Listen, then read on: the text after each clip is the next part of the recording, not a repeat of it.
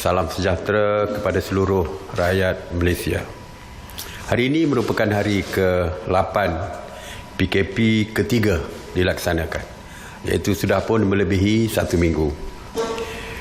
Dari segi laporan PDRM, hari semalam PDRM dan Angkatan Tentera Malaysia telah mengadakan sebanyak 835 sekatan jalan raya di seluruh negara dan melakukan pemeriksaan ke atas 609,411 kenderaan.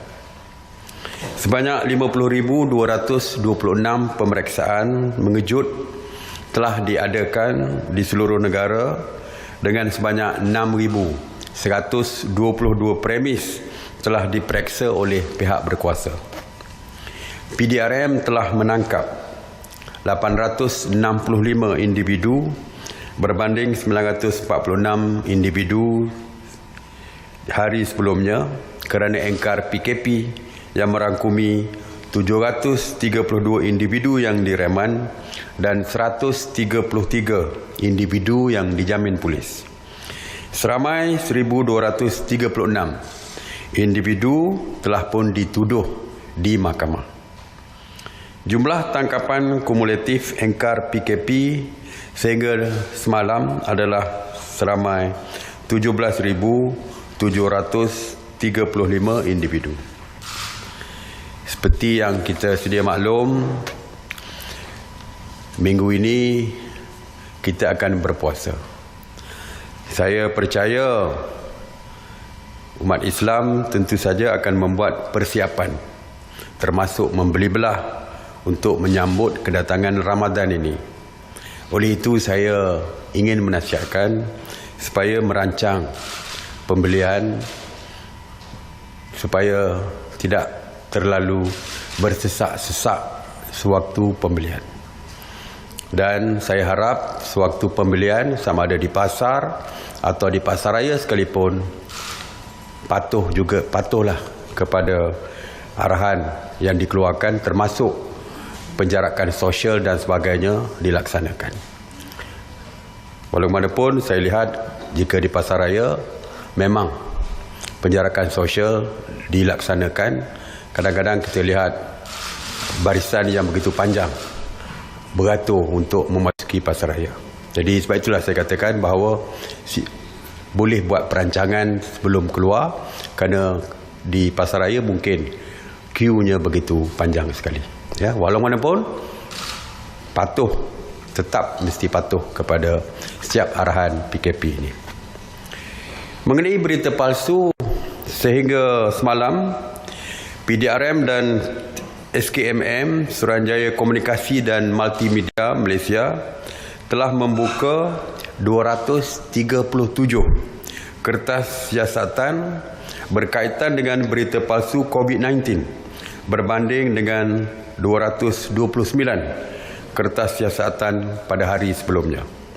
Daripada jumlah tersebut, sebanyak 169 masih di dalam siasatan, 24 kes telah didakwa di mahkamah, 13 telah mengaku salah dan 11 diberikan notis amaran. Mengenai op sanitasi awam di bawah kawal selia Kementerian Perumahan dan Kerajaan Tempatan sejak 30 Mac 2020, KPKT telah melaksanakan 3,332 operasi sanitasi di 109 zon, termasuk di 30 zon merah. Semalam, sebanyak 292 operasi sanitasi yang meliputi 81 zon di 14 negeri, termasuk 41 kawasan di Johor dan 33 kawasan di negeri Perak.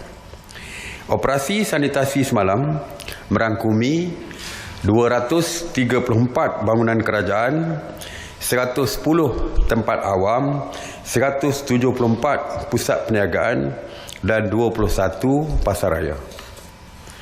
Operasi sanitasi awam telah pun selesai dilaksanakan untuk projek-projek PPR, iaitu projek perumahan rakyat, di keseluruhan zon merah dan zon kuning di seluruh negara.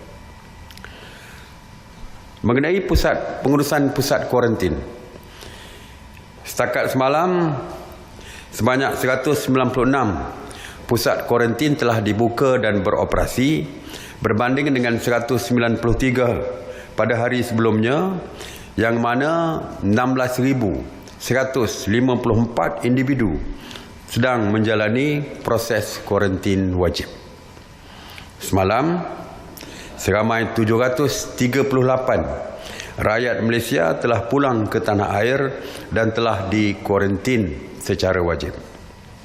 Seramai 15,946 rakyat Malaysia yang pulang dari negara telah dikuarantin wajib sejak 3 April 2020 dan sejak 17 April 4,218 individu telah pun selesai menjalani tempoh kuarantin wajib dan dibenarkan untuk pulang ke rumah masing-masing.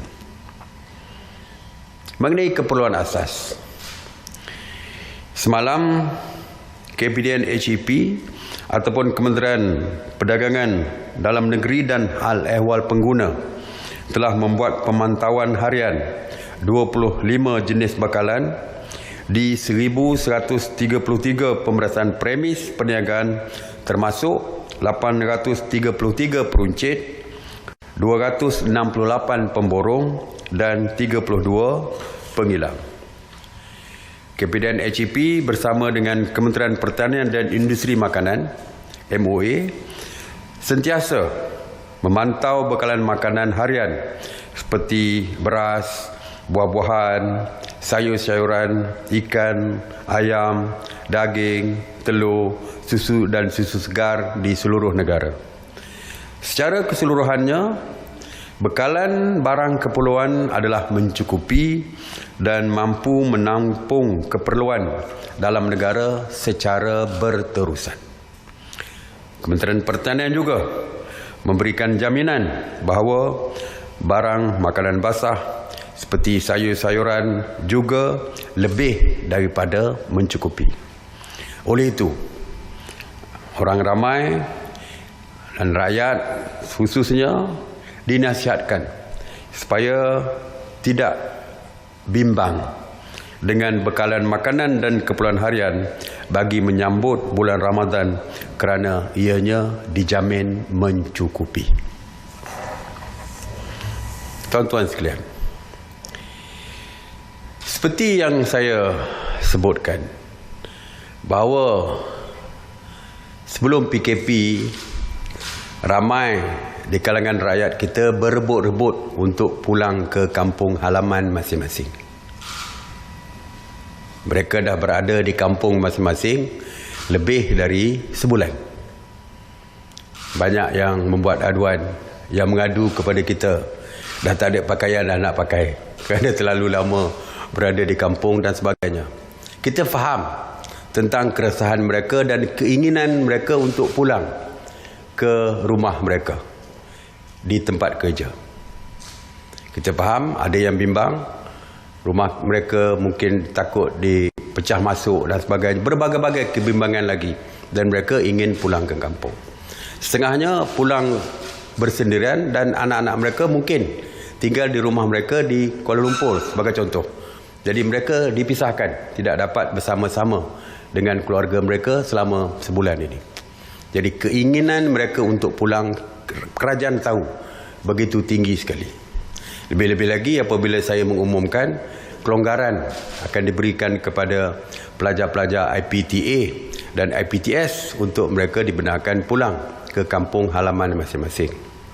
Tetapi ada sedikit perbezaan di antara yang pulang ke kampung bersama dengan pelajar-pelajar IPTA dan IPTS. Pelajar-pelajar IPTS kita tahu berapa jumlah mereka. Jadi lebih mudah untuk kita merancang untuk membawa mereka pulang. Dan kita juga tahu status kesihatan mereka kerana mereka berada di dalam kampus masing-masing. Dan mereka sentiasa dipantau di dalam kampus masing-masing. Jadi sedangkan yang berada di kampung mereka berselerak di merata-rata tempat yang kita tidak tahu jumlah mereka berada di kampung. Jika kita mempunyai perancangan untuk membenarkan mereka pulang, kita mesti tahu berapa jumlah sebenar mereka supaya kita boleh merancang untuk membenarkan mereka pulang. Jika pelajar-pelajar IPTA, mungkin kita boleh membawa mereka pulang dengan bas yang disediakan. Tetapi bagi mereka yang pulang ke kampung, kita tidak menyediakan bas dan sebagainya. Oleh itu, untuk peringkat awal, kita meminta supaya mereka melaporkan kepada polis jika mereka berkeinginan untuk pulang ke tempat kerja ataupun rumah masing-masing. Mereka boleh mula melaporkan kepada polis melalui online, iaitu melalui apps Gerak Malaysia yang mana ini adalah kolaborasi antara PDRM dan KKMM mulai 25 hari bulan April nanti. Jadi mulai 25 bulan April bolehlah mereka melaporkan, memohon kepada pihak polis secara online, maklumkan nama mereka, berapa jumlah keluarga mereka dan sebagainya untuk mereka pulang ke Kuala Lumpur, dan daripada mana mereka, daripada kampung mana dan sebagainya, supaya kita boleh dapat lebih detail, supaya kita boleh bandingkan adakah mereka daripada kawasan merah, kawasan hijau dan sebagainya. Jadi kita boleh dapat detail. Bagi mereka yang tidak mempunyai telefon yang membolehkan mereka mendaftar secara online, mereka boleh melapor di balai-balai polis yang berdekatan. Bukan mesti balai polis daerah, tetapi juga balai-balai polis kecil yang berhampiran mereka, untuk memaklumkan dan memberikan detail tentang diri mereka. Walaupun untuk mengelakkan kesesakan di balai-balai polis, mereka perlu membuat temu janji dengan polis, telefon dulu ke balai polis, buat temu janji supaya kita boleh aturkan dari segi pergerakan mereka untuk ke balai polis dan sebagainya. Walaupun perkara ini masih di dalam kajian, ya. Jika pergerakan akan bermula pun, saya percaya mungkin bermula selepas 1 Mei nanti. Sebelum itu, kita jangka adalah di dalam peringkat kajian kita. Dan tidak ada jaminan lagi, ya, kerana setakat ini kita masih lagi menunggu laporan yang akan bermula pada 25 bulan nanti. Jadi setiap reports, setiap laporan ke balai polis ataupun online pun bermula 25 bulan. Dan waktu masa itulah kita akan melihat seramai mana yang nak pulang dan sebagainya. Barulah kita boleh merancang, dan barulah kita boleh mengeluarkan SOP tertentu yang ketat dan sebagainya. Tapi apapun, kita akan kaji dahulu buruk dan baiknya. Lebih-lebih lagi perlu mendapatkan nasihat daripada Kementerian Kesihatan, ya. Jadi setakat hari ini kita kaji dulu. Ada sekadar kita juga mendengar, seperti saya kata, rintihan daripada rakyat kita yang mereka rasa terlalu lama berada di kampung dan ingin pulang ke rumah, tempat tinggal, tempat kerja masing-masing. Jadi itu saja untuk hari ini. Terima kasih sekali lagi. Seperti biasa, pesanan saya, terus tinggal di rumah bagi memastikan keselamatan diri, keluarga dan masyarakat. Stay home, stay safe. Soalan. Selamat tengah hari ya Datuk Seri. Singapura mengumumkan circuit breaker semalam sehingga 1 Jun. So dan juga diumumkan banyak sektor yang akan turut ditutup. So ini turut akan menjejaskan rakyat Malaysia yang bekerja di sana. Jadi apakah nasib rakyat kita di sana, dan adakah kerajaan melihat kepulangan secara besar-besaran sekata ini? Terima kasih. Ya. Setakat hari ini seperti saya katakan, belum ada kepulangan secara besar-besaran kerana kilang masih beroperasi. Malah kilang-kilang yang telah pun ditutup, yang mana rakyat kita masih bekerja, juga masih diberikan peluang masih lagi kerajaan Singapura memberikan mereka peluang untuk terus tinggal di sana. Tetapi untuk kepulangan beramai-ramai itu kita masih belum mendapatkan detail daripada kerajaan Singapura. Dan kita telah pun mengarahkan, meminta supaya Menteri Sumber Manusia kita, seperti yang saya sebutkan, berunding dengan Menteri Rakan Sejawat rakan sejawat beliau, iaitu Menteri Sumber Manusia Singapura, supaya dapat mereka berbincang. Adakah yang telah pun diberi cuti tanpa gaji tersebut akan pulang atau tidak. Dan kita telah pun berjanji bahawa kalau pulang pun adalah secara berperingkat dan tidak di dalam kumpulan yang besar di dalam satu masa. Jadi untuk jumlah berapa ramai akan pulang dan sebagainya adalah tindakan yang sedang dilaksanakan oleh Menteri Sumber Manusia kita dengan Sumber Manusia Singapura. Jadi kita dari segi kepulangan pun kita akan rancang supaya tidak berlaku kesesakan dan sebagainya. Dan seperti saya sebutkan semalam, kita akan menyediakan 10,000 bilik untuk digunakan sebagai pusat kuarantin bagi kita bersedia untuk kepulangan rakyat kita dalam jumlah yang agak besar. Okey, satu lagi. Assalamualaikum Datuk Seri. Nurhayati Muhammad Ahir dari Bernama. Soalan saya tentang terdapat dakwaan bahawa penghuni Taman Seri Murni di Selayang tidak mendapat bantal makanan. Jadi boleh Datuk Seri ulas mengenai dakwaan ini dan sekiranya benar, apa tindakan kerajaan dari aspek kebajikan untuk mereka? Kita sedang dalam tindakan, ya, kita untuk di Selayang tu kita dimaklumkan banyak syarikat-syarikat korporat dan NGO yang menyumbang. Jadi kita akan selaraskan sumbangan mereka tu untuk kita sampaikan kepada penduduk-penduduk yang dikatakan tiada makanan tersebut. Saya dipahamkan perkara tersebut sedang pun diambil tindakan. Okey, kalau tidak ada, saya nak maklumkan bahawa kepada semua rakyat kita yang sedang menonton, selepas ini Yang Berhormat Menteri Kanan JKR akan membuat pengumuman sesuatu. Saya harap teruskan menonton TV supaya dapat mendengar apa dia pengumuman yang akan dibuat oleh Menteri Kanan JKR selepas ini. Terima kasih. Assalamualaikum warahmatullahi wabarakatuh.